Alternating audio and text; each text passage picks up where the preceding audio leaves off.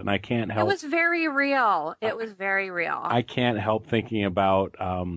I've known people and had friends in the past that have suffered and died from AIDS, and I've had other friends that were terminal, had other terminal conditions, and unfortunately, I've been to a lot of funerals and stuff in my time, and so it brought it home on another level there. Right. And so that's the thing, when you know somebody's leaving and you have them for a limited time. Yeah, what do you do? How do you spend that time? Is it better to be there or not? All those issues get raised. So it can be a tough. I'm going to have to pause for 1 second, okay?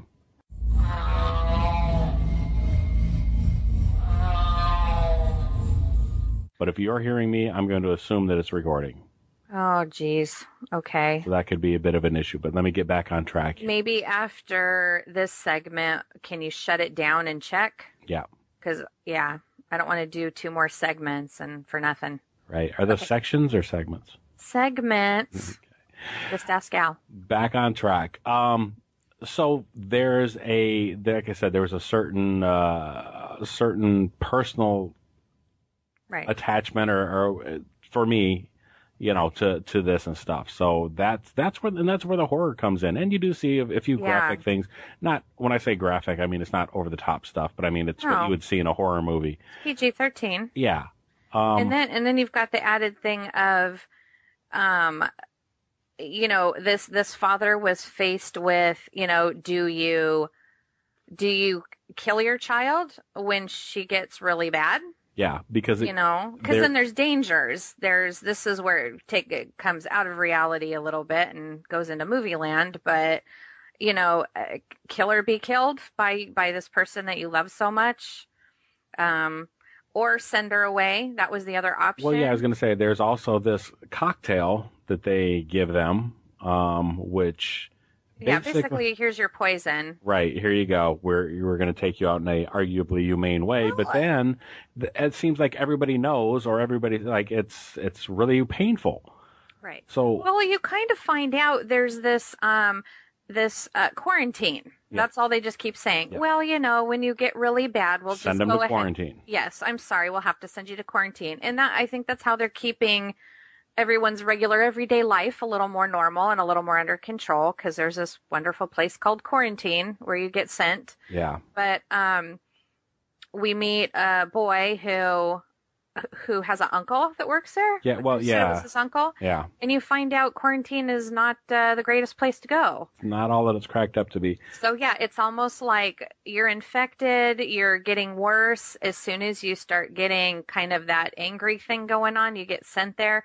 And then you're not seen as a person anymore. Yeah. So you're not treated very well once you're there, and it's horrible. But, of course, we don't know how much of their own mind is still there or whatnot. Right. But, I mean, they're not dead. And they're so happy. The thing is, too, that that's our government taking care of us. There's government pamphlets that give you a list of what to expect when you're infected. And yeah, it's all very controlled. You know what I mean? And in that, I want to say it's realistic enough that, the government's there for you. Yeah, but is it really? Anyhow. No, yeah, Maggie comes home from the clinic and there's brochures there living with, here's what to expect. For the next 6 weeks. Very clinical and whatnot, and she just rips it up and throws it away. But I mean, that's almost the horror part. It is, and because that is where it really becomes tough. What do you do? Yeah. This is what's your quality of life? And it sucks. I work in the home healthcare industry, of sorts, it is about quality of life when it comes down to the end. Right. And what's worth living? What products do you have? What things do you do? They tried to sit down and have a family dinner, and that didn't go as well, but it all kind of spun out of control just off of a casual comment, So, I mean, realistic from that. So, you know what? This is where it sounds like a drama, and this is where it wouldn't be for everybody. Absolutely. What did you say your number on it was? I would give it a solid 4 and probably bleed over into the 5 a little bit. Yeah, okay. Mm-hmm. I'm going to say a solid 4 also. Okay. Everybody turned in great performances, shot superbly, really tight from beginning to end, but not going to be for the majority, I would say. Right. Yeah. Yeah. Well, okay. Here's a quick review from someone who hated it. Because they say, as a fan of both Arnold Schwarzenegger and the zombie genre, I anticipated a lot more than this film delivered. Lacking in action or suspense, it is a painfully slow-paced, plodding snooze fest that lacks credibility. They missed the point. They absolutely missed the point. So if you're that person, don't watch this. I mean, because I get the whole action, suspense, zombie flick, yeah. Sure, and but yeah. This isn't that. But if you like this, then this is for you. How do they know they like it? But yes, I gotcha. Yeah. Absolutely. Well, if they just listened to everything we blabbered on about and still are interested, I think they should check it out. Right. That proves they can set through anything. So yeah, let's. And let me one question. Do you know why it was? I mean, it was made for video. Video, because we use video. That's what they say. Why do they still say straight to video? I love it. Anyway, it wasn't released in the theaters. It was just. It was in the theaters briefly. I think it was out here for a week or so. Yeah. It was so brief. Are you sure? Because this person says it's obvious to them why it went straight to video, because it's not worth the time it takes to watch it. Which they're wrong. But I thought, that's interesting. No, it was up at our theater for a week, maybe 2 weeks. Well, and you know what? It is one of those smaller independent type films. Yeah. So, it's not a giant Hollywood blockbuster. So give me a break. Yeah. Yeah, I wasn't sure. That's why I brought that to your attention. I wasn't sure if it was straight to video. I wasn't sure. It did get a theatrical release briefly, so. Okay, well. At least it did out here. So, okay. Arnold always looks better on the big screen. Always. All right. How about some garbage in, garbage out? Podcast recording got a lot more exciting there, didn't it? Yes. Well, yes. Let's not try to fool people. This is the next day. This is morning number 2 of podcasting this episode. My hard drive, fried. I can't believe it's letting me on right now. I mean, I spent all day yesterday getting all of my photos, files, all that crap off the computer that I needed to save before the thing blew up. But it let me come on one last time, maybe, so we'll try to do this. All right. And if anybody knows where I could get a dirt cheap computer, let me know, please, because we're poor and it's Christmas, and, yeah, I'm about to be computerless, and that's just not going to work. Anyway, what were we talking about? I used to rule the world. Seas would rise when I gave the word. Now in the morning I sleep alone. I sweep the streets I used to own.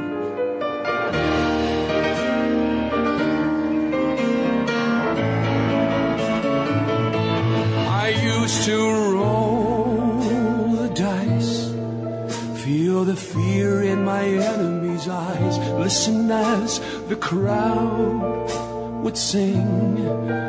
Now the old king is dead, long live the king. 1 minute I held the key, next the walls were closed on me, and I discovered that my castle stands upon pillars of salt and pillars of sand. I hear Jerusalem bells are ringing, Roman cavalry choirs are singing.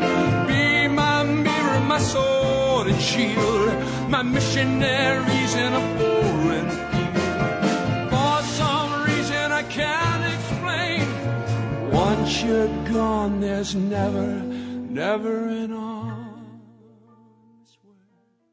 Don't you know that we can go the horizontal, we can go the vertical too. We gonna make a couch potato out of you. That's what we gonna do now. Don't change your channel. Garbage in, garbage out. Yes. Yeah, so Horror Store was so good you're actually reading it to me. I thought it was really good. What do you think so far? I'm enjoying it so far. Okay. For those who don't know Horror Store, what is it? Horror Store is that movie you talked about last podcast. Movie? Look at that. Movie? Went elevated right to a movie from a book, just like that. Because it should be a movie, I think. It's a book that you had a heart. Well, you know what? They can hear what that is if they listen to the last podcast. But anyhow, very good horror themed book for Orsk, which is a IKEA knockoff. But we actually had that little. Didn't we have a little video of it? I'll maybe re-include that link. Oh my gosh! Yes. Yeah, it was kind of a fun trailer for the book. So, of course, Darren in Vegas, he found a trailer that was made for the book on YouTube. So this seems to be a Darren-centric episode, doesn't it? Yes. Because I was going to say that when we got that box, I almost wanted to do an unboxing of everything that he had in there, but then I saw the Chucky doll, and that led to a wonderfully awkward discussion of my first time seeing that movie, which probably isn't appropriate for this podcast. So I'll have to save that for Darren for another time. Okay. Not just the circumstances of me going to see that were just kind of weird, and actually, never mind. So lots of cool stuff in that box. My wardrobe was greatly improved lately. Moving right along, hey, I'm reading or read or listened to the unabridged recording of V for Vendetta. Hey, all right. That was awesome. It's one of my favorite movies. You know, I'm very sad to hear what what Moore had to say about it. The movie version of it, the author. Okay, clue us in here.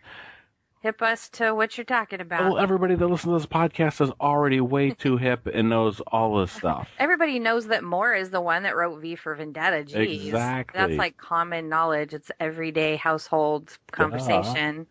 They probably already know also that he didn't really care for it and felt that he didn't care for the movie. He didn't care for the movie, yeah. But it's an awesome movie. It is. V for Vendetta and more. He hated the movie. He loved the book, though, didn't he? Now, is it a graphic novel? It was, it was. Was it anything else? Nope. I mean, okay.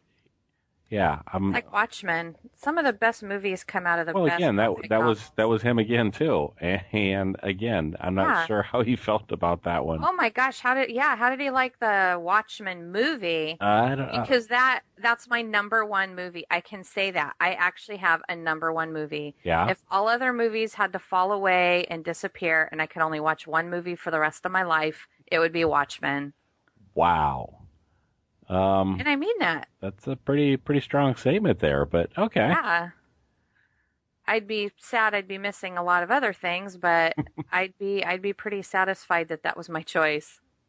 It has everything. Okay. Well, what I was going to say was I was looking for that quote that, and this is just straight out of Wikipedia, but he said the movie had been turned into a Bush-era parable by people too timid to set political satire in their own country. Interesting. Yeah. And so my thought is with this and with any piece of art, it's important that it go beyond the initial.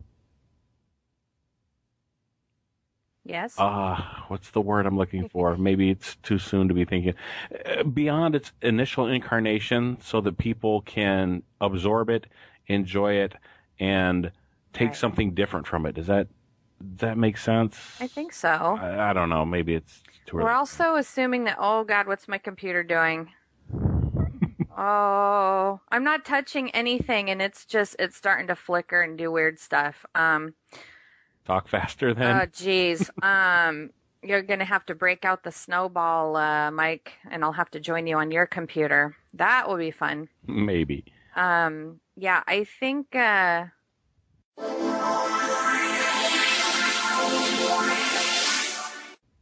Now my thoughts are derailed. I was going to say something about movies like that, books like that, and as far as the general public getting it, or even people applying it to their own country they live in, whatever, whatnot. This is a story in a movie that requires a lot of thought Yeah. It's intelligently written, it's thought provoking, and if you live in your own little bubble, like most of us do, we